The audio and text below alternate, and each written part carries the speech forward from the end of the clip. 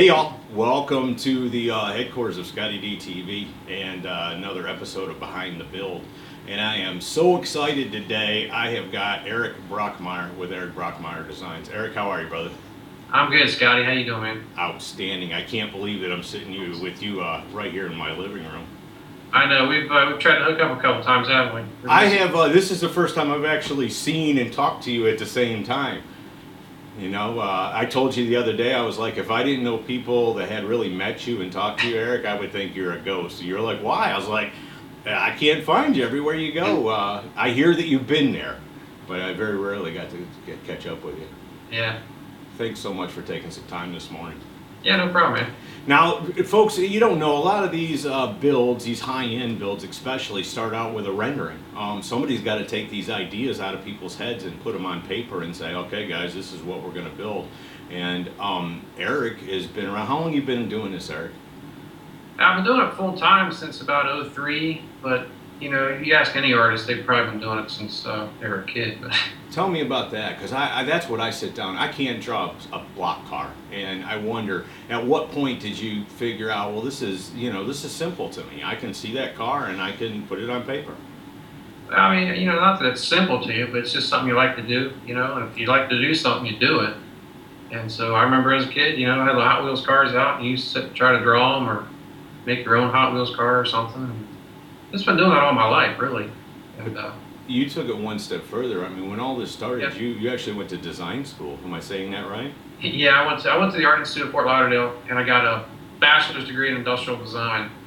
And I actually worked on, got a job doing boats at Sea Ray Boats for 4 or 5 years in the late '90s, early 2000s. And then, you know, I had so much side. I did a lot of renderings for people on the side. And it got to be so many people wanting me to do it that I had to make a choice. Do I keep my full-time job doing boats, or do I just break off and do the car thing? And yeah, it was actually kind of an easy decision once I had enough clients there that were working with me, you know. But cars are my passion, not boats. But right, so that's what I was going to say. I guess, you know, from your other comment of drawing Hot Wheels, cars have been your passion for a long time. Yeah. And what is your particular style? Do you like, you know, I mean, obviously you like the finish, well, maybe not, maybe you like rat rods, I don't know. But I'm guessing that you probably like the finish, the refined stuff, but is it street machines, street rods? Man, I like everything. I mean, if it's got wheels and it's cool, I love it. I mean, I look at all kinds of stuff. I'm on, you know, I might look at import stuff. I might look at vintage Datsuns, street rods, rat rods. There's some cool ass rat rods out there that are, you know, they call them rat rods, but they're actually well built hot rods, you know. Oh, they're getting to be high dollar. They used to be cheap, Yeah. right? That was the thing about a rat rod, it was cheap, but now just because it looks that way doesn't mean it didn't cost much to build. Exactly. Yeah. You know, I'm with you. Cool is cool to me, and you know, in my position, I'm not brand particular. To me, I'm with you. It's like if it's got wheels and a motor and makes noise, I'm probably gonna like it. And if it's got a badass stance and it looks right, it's cool. I mean, that's all there's to it. I don't care what it is. Stance is everything. It is everything. I mean, when you're... Okay, I try to tell everybody that. I mean, that's been around for a while, but it really is. It's got to be one of the most important things. When you start to draw a car, let's say I call you up and I say, hey, I want to build a hot rod. I mean, how does that whole process start? Well, I mean, the first thing I'll do is grab my notepad and just have a conversation with you, you know, and just write down everything that you're kind of looking to do with the car. Because a lot of people, when they call you, they have an idea of what they're looking for. I mean, it's very rare that you get somebody just saying, I have no idea, draw me something. Well, I know that, but a lot of times I would think that they come up with ideas that you're like, hold up now. I don't know if we need to do that. I kind of, you know what I'm saying? Yeah, but I'm always very open-minded. I mean, they may tell me something, they might, like my initial thought might be like, ooh, that sounds bad, but I'll just roll with it and let it, I'll just roll with it and see what I can do with it, you know? And then when I show them first draw the drawings, and maybe even show them their idea that maybe I didn't think was a great idea, maybe try to work with them and kind of push them in a direction. But I'm always very open-minded because a lot of times people call me with ideas I never thought of, you know? Right. Do you have a favorite car? A favorite car? Yeah.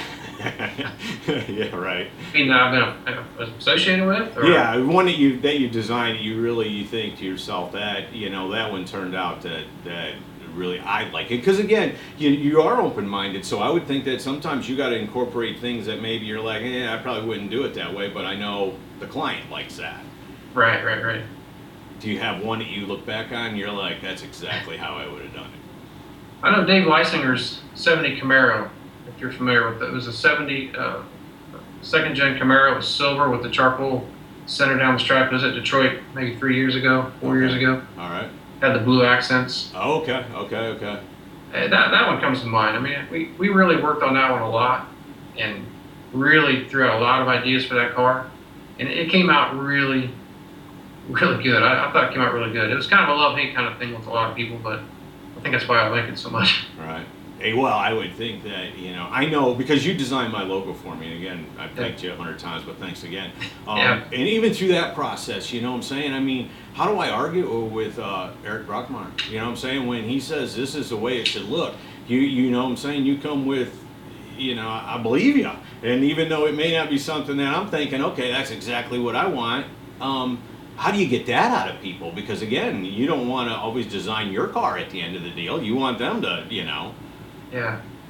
Well, I'll tell you what, man. It's really not that way. I mean, people have their ideas, and I might try to steer them some ways, but they still have their ideas.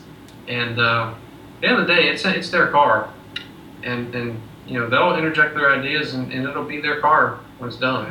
I mean, you talk to any shop, they're going to have cars in the shop every once in a while. It's not one they're going to go out and tout as the greatest thing they've ever done. Right. So they still do it, and they still do it, and they still put their whole self into it, and they do the best they can with it. Have you ever, I wouldn't think you have, but have you ever added up all your grade 8s and Riddler winners? I mean, you've got to have several cars that are just, trophies. Yeah, there was a period there where there was a lot of stuff, there was a lot of stuff happening. There's some Street Machines of the Year there that happened simultaneous years. Roadster Shop Corvette. That's another one I'm real proud of too. The Roadster Shop Corvette, the '62 Corvette that was black, the Roadster. Right. That was '09, I believe, and then the following year, I think it was '67 Nova. Real proud of those cars. And those are simultaneous Street Machine of the Year cars. Right. Then there was Leisinger's Orange Camaro. I think that was even a year after that. So there was a real good run there. It was really cool. I've never had enough though. I'm always looking forward, man. What's the next project? What's the next thing we're gonna do?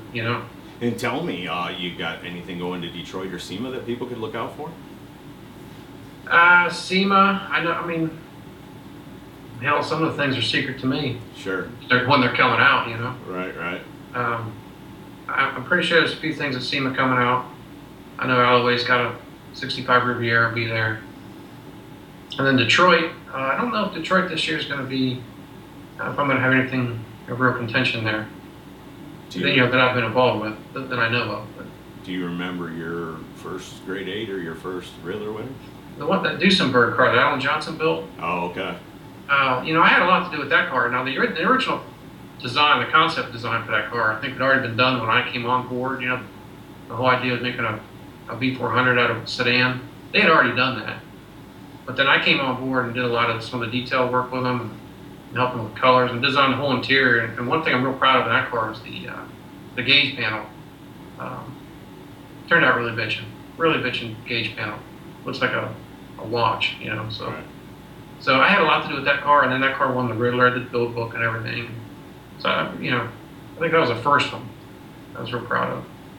Cool. And you say that was back in 2009? The Duesenberg, I think that was '09, yeah. Somewhere back there, 6-7 years. It doesn't seem like it long ago, but it is like 7 years ago. If people want to follow you, what's the best way to follow you?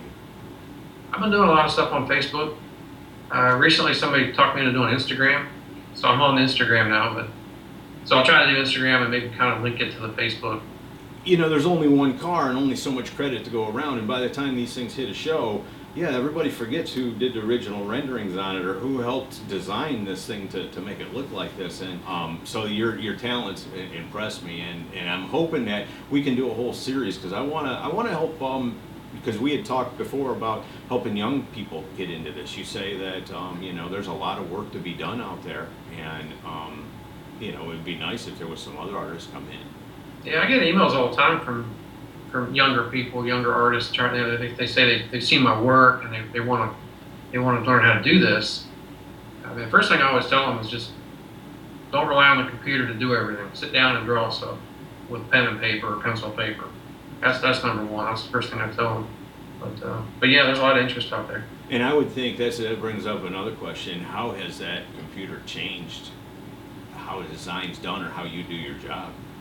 Well, the computer, I mean, I'll tell you what, I mean, you know, like I told you, I've been doing renders for a long, long time, way before we had computers. And, you know, everybody had a computer at your desk. So I learned with markers and pastel, and you take a little pad of pastel and you take a cotton ball and you're doing the whole shading thing. And so I learned that way.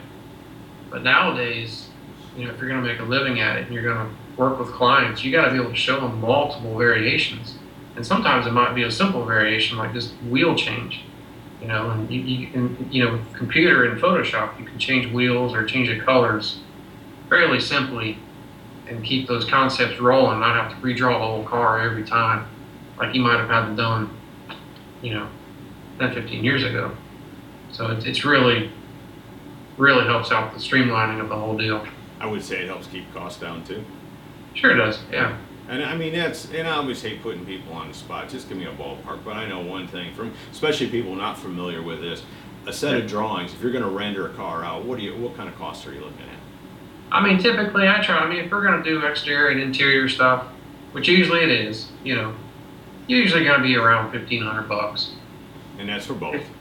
Yeah, and that's for both. You start adding stuff like engine compartment and maybe some other details. You know, like nowadays a lot of stuff is one-off parts. You know, they start asking if you want to design control arms or air cleaners. You start adding on to it, but generally around $1,500, you can get yourself nice, you know, exterior and interior drawings. I hadn't even thought of that. Here at the end of the interview, I hadn't even thought of that. So like all the cool stuff up underneath, people come to you to help design and draw that stuff too. Yeah, sometimes. I mean, I don't know why I didn't think of that, but I just think of the car, right? And then you know, I think it's good that you brought up that. Hey, look, you know, I mean, when you're talking about a rendering, you're talking about the shell of the car. If you want me to render the interior, the engine compartment, the underneath, all those are separate projects basically to the same car, but they're different things. Yeah, they really are. Think about how many CNC parts are on these cars nowadays, you know? No, I get it. No, it totally makes sense. I feel like an idiot for not thinking that. Well, of course, that's where all this stuff's got to start. But again, I guess I didn't focus that deep. I was just looking again that you design these cool cars, and I see that car and I think, well, they go to work on it. After that, I don't know, whoever cut the A-arms, I guess, is the one that came up with how they look. But yeah. wow, cool. So you do some renderings. I don't think I've ever seen one. But you ever done renderings of the underneath of the car? You know, not the whole underside of the car, right? But it might be a part. It might be, you know, what the control arm's going to look like, or maybe we got to do a custom set of gauges or a custom steering wheel, shifter, handle. Like on Joe Horace Double Bubble, you know, the one with the 61 wagon. Right. You know, we did a lot of sketches for, you know, the little light up marker lights that sat on top of the fender, had a little wing with a little light in there. Yeah. We did a bunch of sketches and drawings and renderings of just that part. You know, because they had to make that thing. That thing didn't exist. That wasn't a stock piece. No, it makes sense now, but I'm still dusted by the fact that it's like, yeah, of course, but now it's not just on a build you're going to do 2 or 3 renderings. You know what I'm saying? One of the outside, the interior. No, I get it. Now you could end up with a whole book of these things. Yeah. Whatever they want in particular, whatever they want custom, then they would come to you and say, okay, this is what we're thinking about suspension. Now, when you get into suspension parts, do you have some kind of program that tells you, yeah, that'll be thick enough, that'll be strong enough, whatever? No, it's mainly a styling. It's mainly just a styling exercise. Right.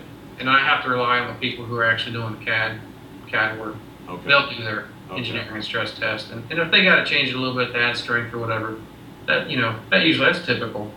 That's a typical designer-engineer relationship. You get that bounce back where they call you and say, hey, you know, we need to make this stronger. What do you think? And you redesign it from there.